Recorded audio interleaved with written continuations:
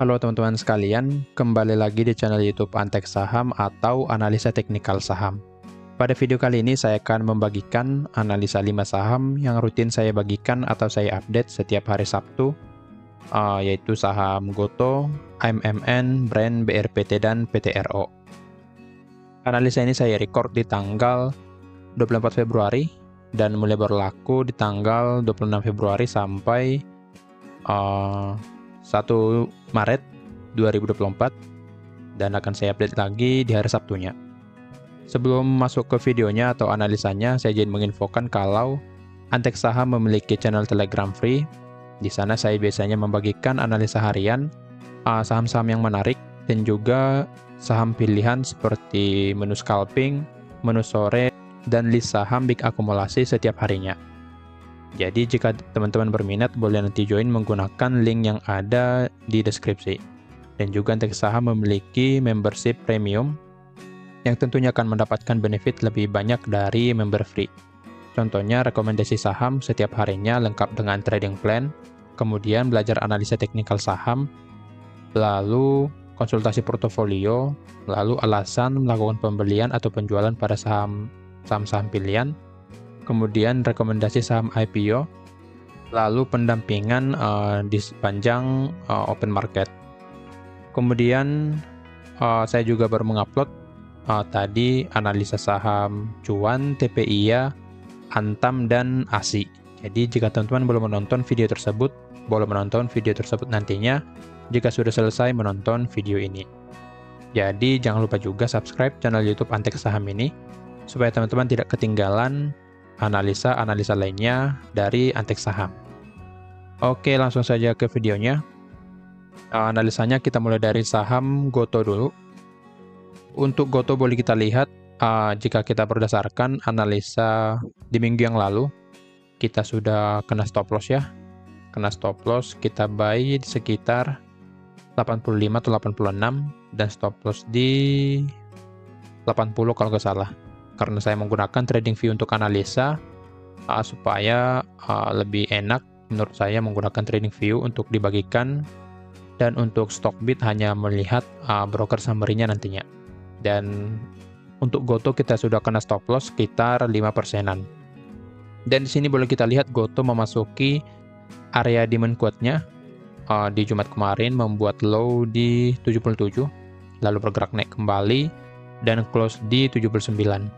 Berarti mulai ada reject setelah mencapai area demand di 73 sampai 78. Jadi untuk Goto, karena sudah mulai ada reject, potensi nantinya bergerak naik jika masih bisa bertahan di atas area demand-nya di sini. Dan ini area demand yang bisa menjaga pergerakan turun dari saham Goto ini. Boleh kita lihat juga sebelumnya di sini di tanggal 29 Januari, lalu di tanggal 30-nya harga bergerak naik sekitar 11% setelah mencapai area demand-nya. Ini menjadi sesuatu konfirmasi yang bagus nantinya. Semisal ada candle hijau di sini di area demand-nya, maka dengan itu Goto berpotensi bergerak naik kembali ke area resisten di 92 atau ke sini dulu, resisten di 89. Jadi untuk Goto, karena sudah memasuki area demand-nya, maka Goto akan lebih berpotensi bergerak naik ke area resistennya. Karena di sini boleh kita lihat pergerakan dari Goto ini cenderung sideways ya. Setelah mencapai support, harga bergerak naik, dan setelah mencapai resisten, harga bergerak turun kembali ke area demand-nya. Nah, maka dari itu pergerakan Goto ini bisa dikatakan sedang sideways. Di Goto potensi nantinya bergerak naik ke area resistennya selama bisa bertahan di area demand ini. Jika kita lihat secara broker summary-nya, nah di sini saya menggunakan stock bid untuk broker summary-nya. Boleh kita lihat di hari Jumat kemarin kurang bagus ya di sini. Ada jualan dari ZP, BK, dan LG. Dan juga secara bandar volume di sini cukup besar merahnya, dan juga asing juga jualan mulai dari tanggal 21 Februari 2024, begitu juga dengan bandarnya. Sempat hijau di tanggal 19 sampai 20 Februari. Jika kita tarik secara 1 mingguan dari tanggal 19, boleh kita lihat untuk yang akumulasi ada AK, yang jualan ada ZP yang jualan cukup banyak. Tetapi AK mengumpulin cukup banyak juga di 135 miliar dengan average di 82. Jadi untuk average-nya masih cukup di atas ya. Dan di sini average-nya 82. Jadi sudah floating loss tentunya untuk AK ini jika kita menarik secara mingguannya, dan juga pembelian yang asing ada dari XC atau Ajaib, YP, dan SQ. Jadi cenderung yang beli adalah broker retail ya di sini, dan yang jual ZP, RF, dan AZ yang cukup banyak. Begitu juga dengan LG dan YU. Jadi jika ingin masuk pada saham Gotoh, lebih baik menunggu dulu suatu volume yang cukup bagus. Jika kita lihat di tanggal 30 ya, tanggal 30 Januari kita coba cek 30 Januari siapa yang beli.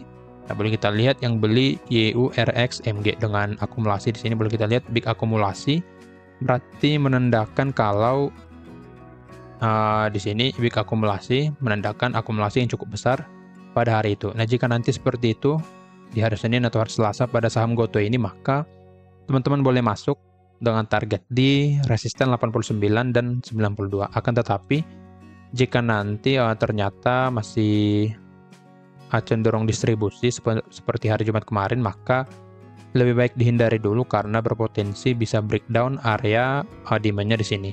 Nah, maka dari itu jika ingin masuk pada Gotoh, boleh menunggu konfirmasi berupa volume atau dari candlestick nantinya.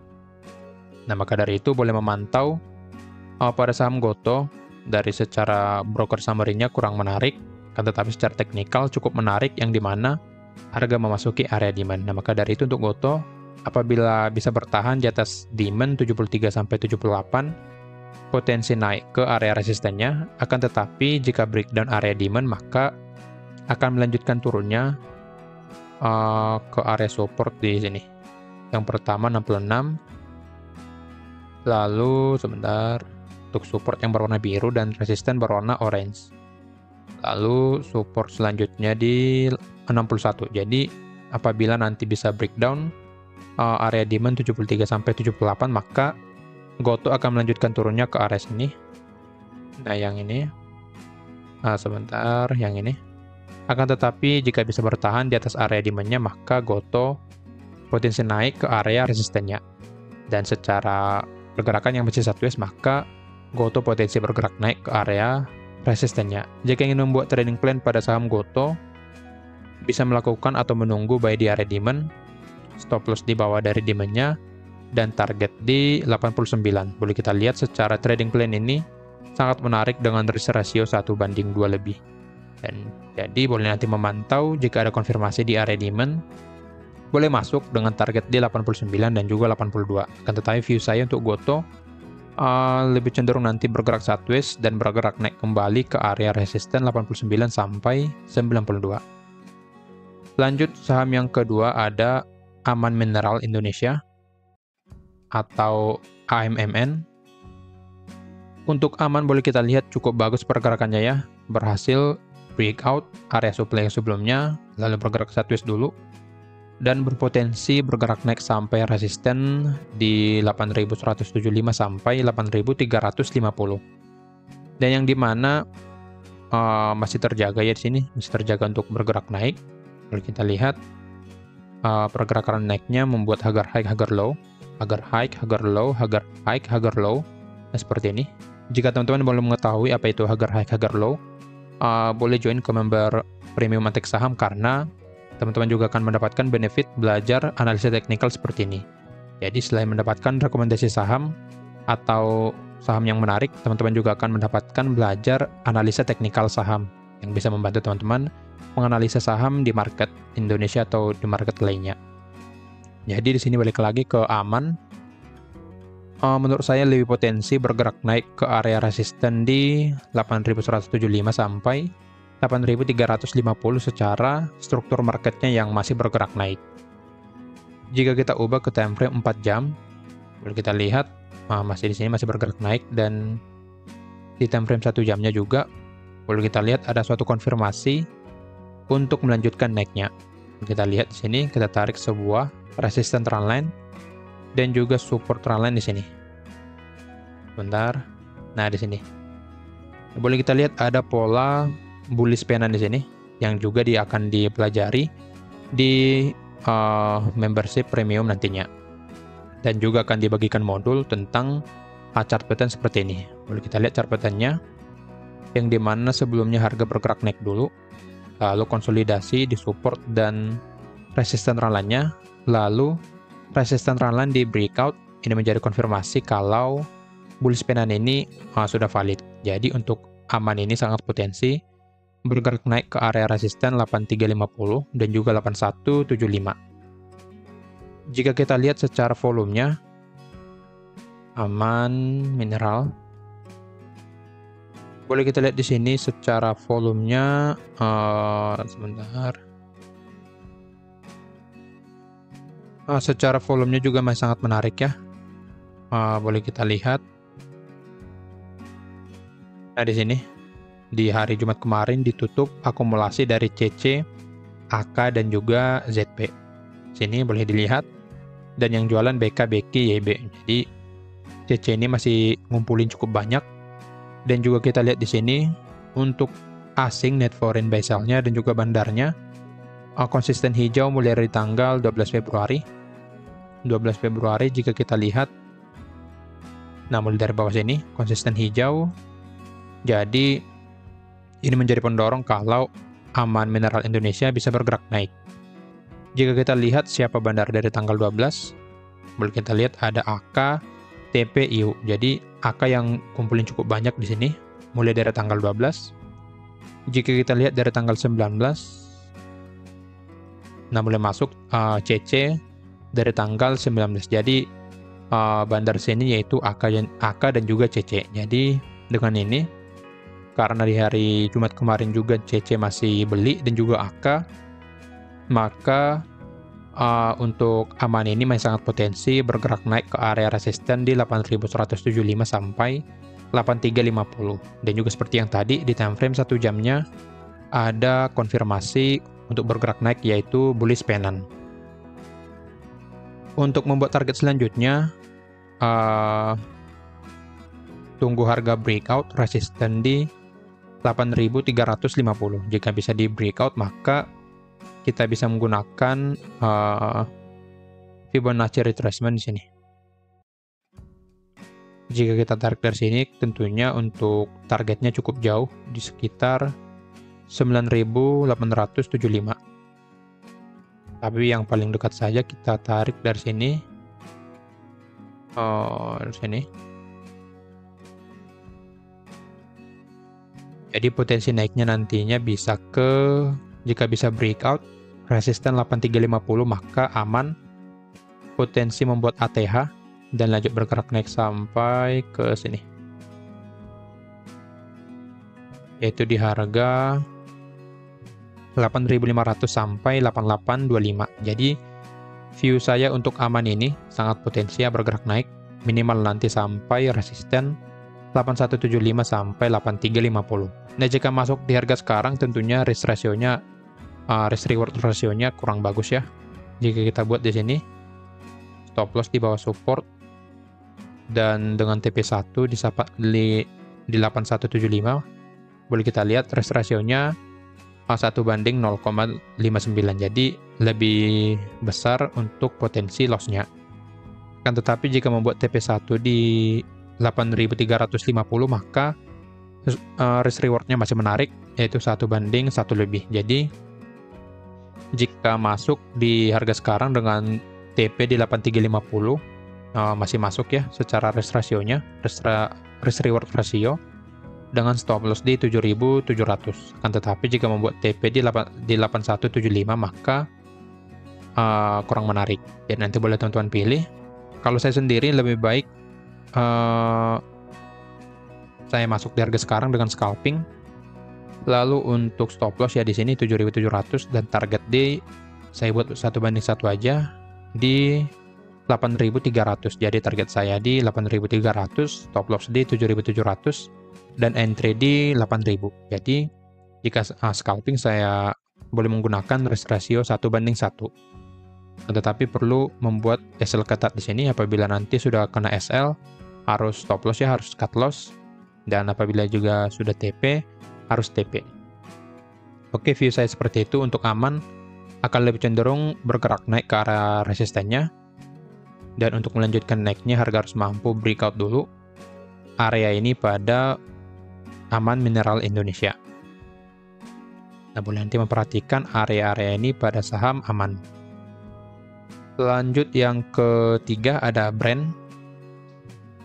Nah, untuk Brent di sini saya gambarkan support dan juga resisten trendline-nya, yang dimana harga konsolidasi di sini, konsolidasi di support dan juga resisten trendline pada saham Brent. Karena sudah mencapai resisten trendline-nya di sini dan ada rejection juga di hari Jumat kemarin, ditutup merah minus 1,35%. Jadi untuk Brent akan lebih potensi bergerak turun dulu ke area support trendline-nya di sini. Lalu nanti bisa bergerak naik kembali atau breakdown support trendline ini.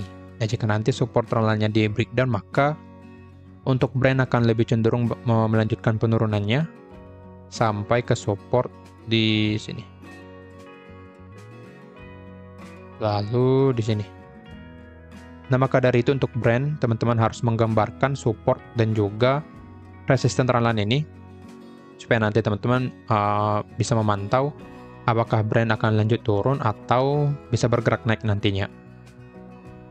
Akan tetapi jika masih berada di dalam support dan juga resisten trendline ini, maka untuk Brent akan cenderung bergerak konsolidasi di sini. Jadi untuk menentukan pergerakan selanjutnya pada Brent, tunggu harga breakout dulu resisten trendline-nya atau breakdown support trendline-nya.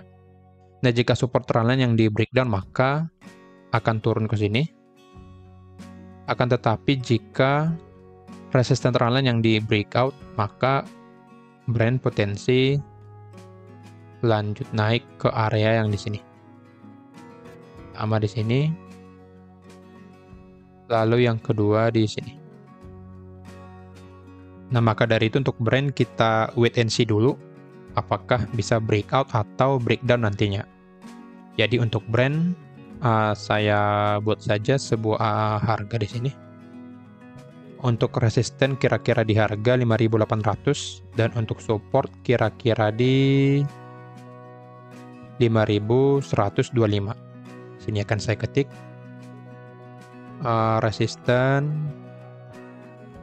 5.800, lalu support di 5.125. Jadi jika support di breakdown, maka jangan masuk pada Brent, wait and see di area support yang di sini. Akan tetapi jika bisa breakout 5.800, maka boleh melakukan pembelian pada Brent. Di sini saya akan buatkan trading plan-nya. Stop loss di sini. Dan untuk take profit pertama di 64.50. Nah, boleh kita lihat secara trading plan ini. Masih menarik ya. Boleh kita lihat risk ratio-nya. Risk reward ratio-nya 1,26. Jadi potensi loss 8% dan potensi profit di 10%. Jadi masih menarik jika bisa nanti buy on breakout pada Brent. Jadi untuk view-nya masih akan cenderung konsolidasi dan kita akan menunggu bisa breakout atau breakdown nantinya pada saham Brent. Jika kita lihat secara volumenya di sini, broker summary-nya Brent, boleh kita lihat sebenarnya cukup bagus ya. Mulai dari tanggal 19 Februari di hari Senin sampai hari Jumat kemarin masih cenderung akumulasi dari YU, AK, LG dan yang jual CC, SK dan DR. Dan juga di sini boleh kita lihat net foreign buy sell-nya hijau mulai dari tanggal 20 yang menandakan asing mulai masuk pada saham Brent ini. Jadi untuk Brent secara volume yang di sini, secara volume bandar yang masih hijau, maka untuk Brent akan lebih potensi bergerak naik dan bisa breakout resisten 5.800. Nah, maka dari itu boleh nanti memantau apakah bisa breakout atau nanti malah breakdown. Tetapi secara volumenya yang masih ada akumulasi, maka akan lebih dominan untuk breakout resisten 5.800 pada saham brand ini. Jadi boleh nanti memantau area ini pada saham brand ya. Boleh nanti dipantau area ini, sudah saya ketik untuk mempermudah teman-teman sekalian. Lanjut, saham yang keempat ada BRPT. Untuk BRPT boleh kita lihat di sini masih cenderung bergerak turun ya, seperti analisa kita minggu yang lalu, yang dimana baru breakdown support di 1005. Jadi BRPT memang akan cenderung bergerak turun ke area demand 940 sampai 960. Ini merupakan area demand yang tidak terlalu fresh ya. Boleh kita lihat sudah dua kali dicobain, jadi potensi nanti di breakdown kembali pada saham BRPT ini.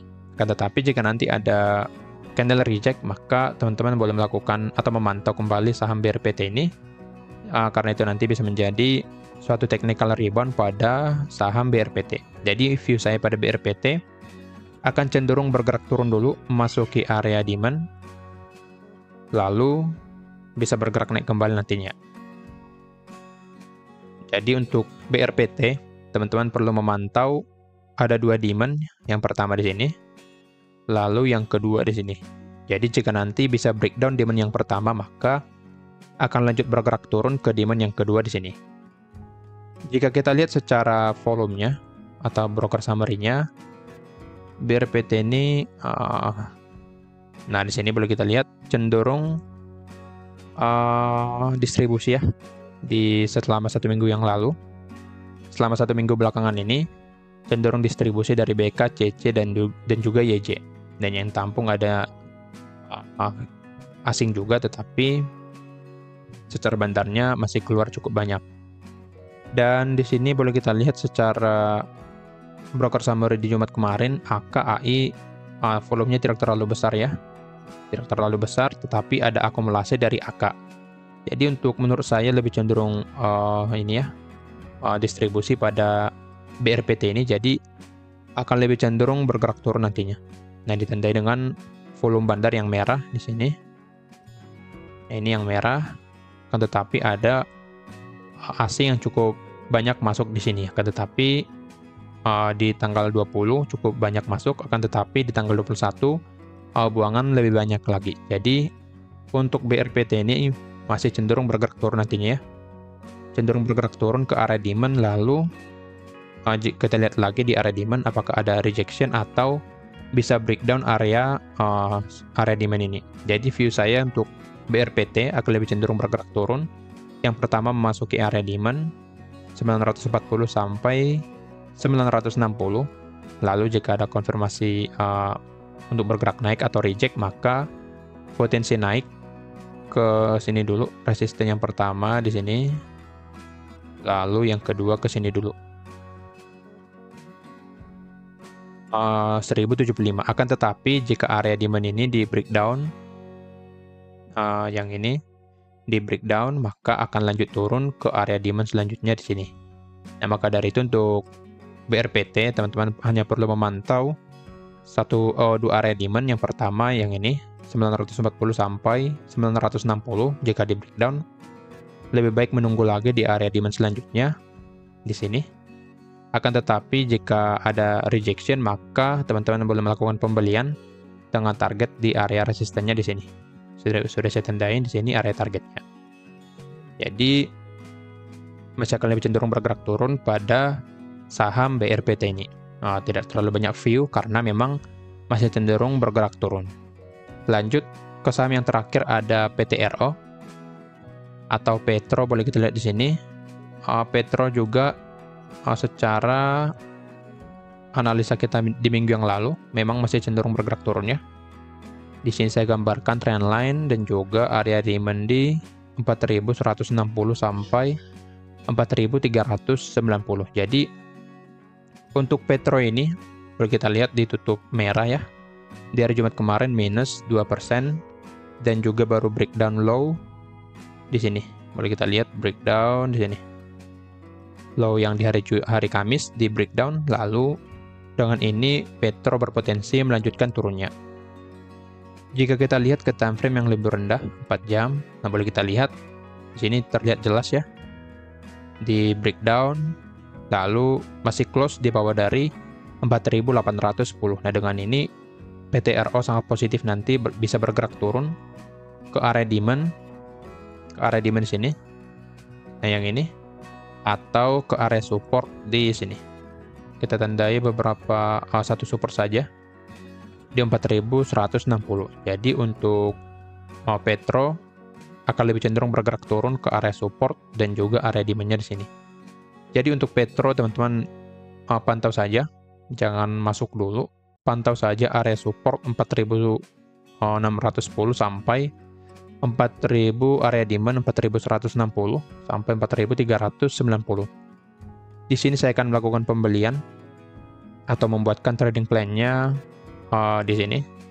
Saya akan buy di area demand, sedikit di atas area demand, lalu stop loss di bawah dari demand, dengan target pertama di sini, resisten 4.810, lalu target kedua di sini, resisten 5.550. Boleh kita lihat secara trading plan ini, secara risk reward ratio-nya mencapai TP1, risk reward-nya masih menarik ya, 1/1,22, jadi masih lebih besar untuk potensi profitnya. Jika kita turunkan lagi posisi entry kita, maka risk reward ratio-nya akan lebih menarik, kan tetapi saya buatkan di sini. Jadi jika ingin masuk pada PTRO, lebih baik menunggu harga memasuki area demand dulu, lalu jika ada rejection boleh masuk dengan target di 4.810 sampai 5.250. Di sini saya akan ketik untuk trading plan-nya, buy on demand, lalu sebentar, lalu